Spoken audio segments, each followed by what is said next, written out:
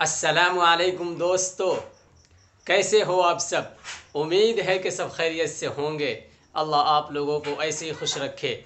दोस्तों, आज 26 जनवरी यौम जमहूरियत का दिन है। जैसा कि आप लोगों ने हिंदुस्तानी होने का सबूत आज सुबह सुबह झंडा कुशाई कर करके दिया होगा। आज मैं अपनी बात नहीं, आप अपनी बात कीजिए। आप बताइए कि आप 26 जनवरी और यौम जमहूरियत के बारे में आपका क्या ख्याल है और आपके क्या नज़रियात है। आप अपनी कीमती राय हमारे कमेंट बॉक्स में ज़रूर कमेंट करके बताएं कि आप यौम जमहूरियत पे आप क्या नज़रिया रखते हैं।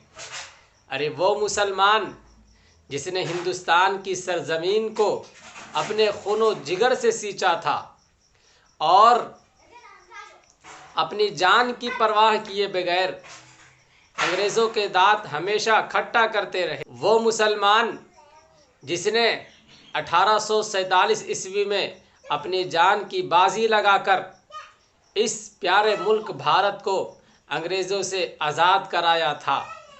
और वो हमारे महात्मा जी बापू गांधी, जिसकी तस्वीरें आज हम अपने जेबों के अंदर नोट में देखते हैं, उन्होंने भी बड़ी कोशिश की हमारे इस प्यारे मुल्क को आज़ाद कराने में। और बाबा भीमराव अंबेडकर जिसने आज के दिन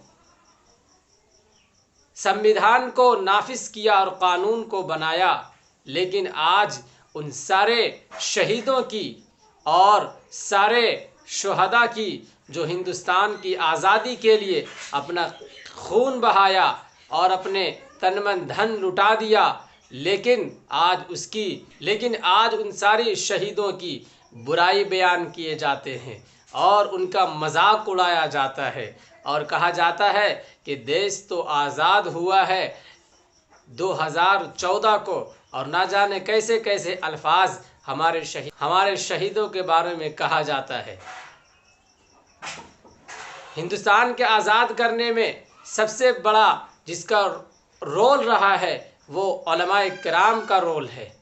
उलमाए किराम अगर मैदान जिहाद में नहीं आते और अंग्रेज़ों के ख़िलाफ़ अलम बगावत नहीं करते, तब तक कि हिंदुस्तान आज़ाद होने वाला नहीं था।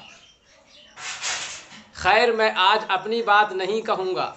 आज आप अपनी बात कमेंट सेक्शन में ज़रूर कमेंट करके बताएं कि आज आप 26 जनवरी यौम जमहूरियत के बारे में आपका क्या नज़रिया है, आप क्या ख्याल करते हैं। मौजूदा हिंदुस्तान जो इस वक्त हमारा हिंदुस्तान है उसके बारे में आपका क्या ख्याल है, आप ज़रूर कमेंट करके हमें बताएं। उम्मीद करता हूँ कि आज आप अपनी बात करेंगे, मेरी बात छोड़े आज आप अपनी बात करें।